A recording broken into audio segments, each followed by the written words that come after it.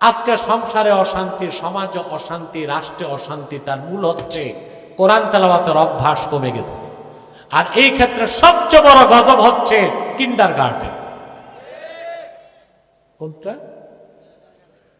30 বছর আগেও তো ফজরের পর হাঁটতেন, প্রতিটি মসজিদের মক্তব থেকে বাচ্চাদের কণ্ঠে কোরআনের আওয়াজ আশপাশের বাতাসকে মুখরিত করে দিত। আজকে ওই রকম আওয়াজ ভেসে আসে? সকালে দেখি প্রত্যেক মসজিদের ইমাম সাহেব ডাকতেছে, আপনাদের ছেলে মেয়েকে মক্তব পড়তে পাঠান। কেন এত ক্রাইসিস কেন? ওই যে গজব হচ্ছে কিন্ডার গার্ডেন, ঠিক কিনা? কিন্ডার গার্ডেনে সময় নির্ধারণ করছে ভোর 6টায়। খালি স্মার্ট দেশ করবেন ভাই, নীতি ঠিক করেন আগে।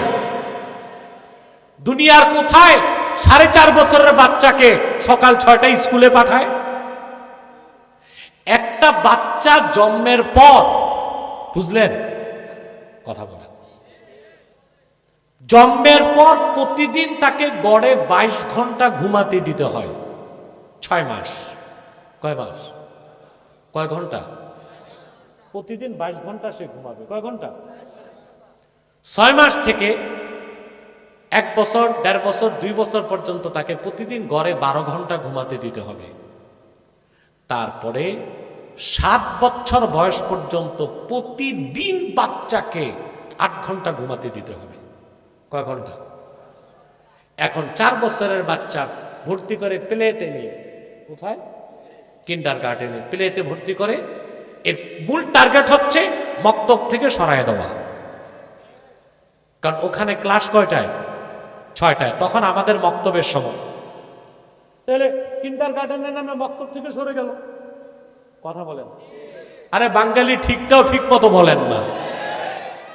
2, বাচ্চা তো ম্যাচিউরড না, আনম্যাচিউরড। তো এই ভোরবেলা তারে যে ঘুম থেকে উঠাইলেন, এটা তার উপর টর্চার করলেন, তাকে আপনি শাস্তি দিলেন। কারণ তখন তার উপর নামাজ রোজা নাই, সে আরামে ঘুমাবে। এই বাচ্চাগুলোকে উঠায়, বাচ্চাগুলো সকালে উঠে চ্যাঁ চ্যাঁ শুরু করে। শীতকাল, 6 বছর 4 বছরের বাচ্চা চিল্লায় না, কথা বলে না।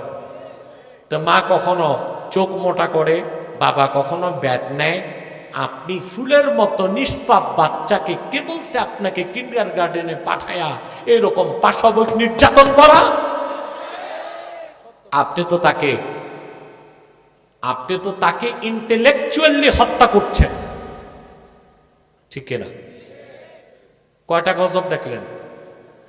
এক মক্তব বন্ধ করছেন, কয়টা গজব দেখলেন? 3 নাম্বার গজব, পরিবারগুলোতে অশান্তির আগুন জ্বলে। কারণ ওই বাচ্চাটারে স্কুলে নেওয়ার ডিউটি নেয় ঘরের মা।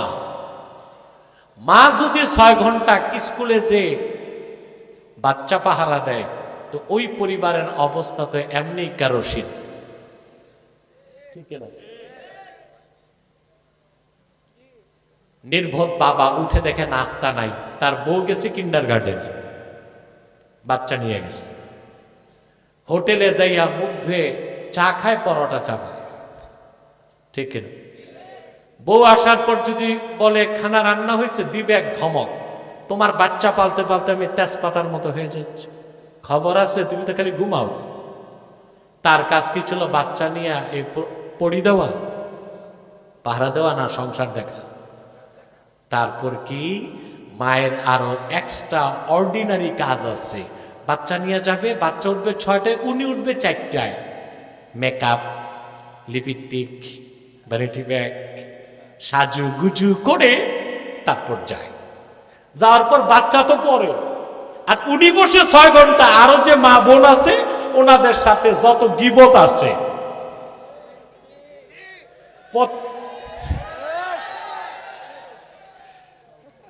বুঝা যায় আপনাদের মধ্যে অনেক ভিকটিম আছে, ঠিক কিনা?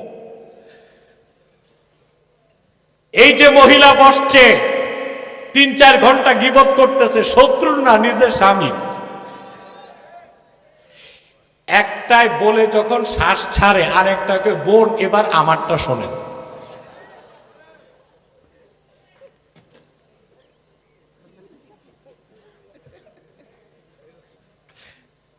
তারপর দ্বিতীয় মহিলার ডায়লগ শুরু হয়, কই বোন আমি তো আছি আগুনে, আপনারটা তো ভাত দেয়, আমারটায় কাপড়ও দেয় না। এভাবে ভাই এই পশ্চিমা সংস্কৃতি আপনাকে ধ্বংস করে দিচ্ছে। কিন্ডারগার্টেন চলুক আমি না করি না, সময় পরিবর্তন করতে হবে, আমার বক্তব্য ঠিক রাখতে হবে। প্রত্যেক সন্তানকে 1 ঘন্টার জন্য সকালে বক্তব্যে পাঠাবেন, কারা কারা হাত তুলে দেখা।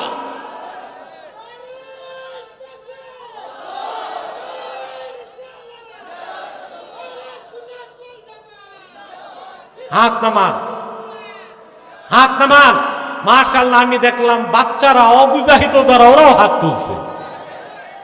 যাক, এক সময় তো বিয়ে করবে, ঠিক না? আমার বড় দুঃখ হয় ভাই, মক্তবগুলো বন্ধ হচ্ছে, মসজিদের মক্তব এগুলো আমাদের পঞ্চায়েতগুলো ঠিক হইলেই হয়। যে স্কুলে পড়াও সমস্যা নেই, 1 ঘন্টা মসজিদে আনতে হবে, ঠিক আছে না? সম্মানিত সুধী, তাহলে অসুস্থ হৃদয়কে সুস্থ করার ঔষধ কয়টা? প্রথম কি?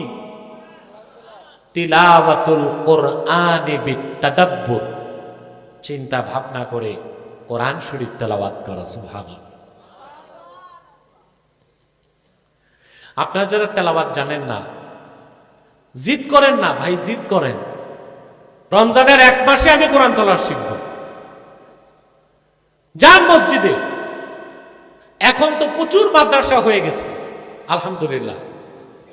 মাদ্রাসায় যে যদি শিক্ষককে বলেন আমি কিছু টাকা দিব, একটা ছাত্র দেন, আমাকে একটু কোরআন তেলাওয়াত শিখায় দিন, আপনাকে কি শিখাবে না? কথা বলেন। শিখুন, পড়ুন। কোরআন তেলাওয়াতের মাধ্যমে অসুস্থ হৃদয় দ্রুত সুস্থ হয়, অন্ধকার হৃদয় আলোকিত হয়। সুবহানাল্লাহ। কয়টা ঔষধ? 2 নম্বর হচ্ছে খলাউল বতন,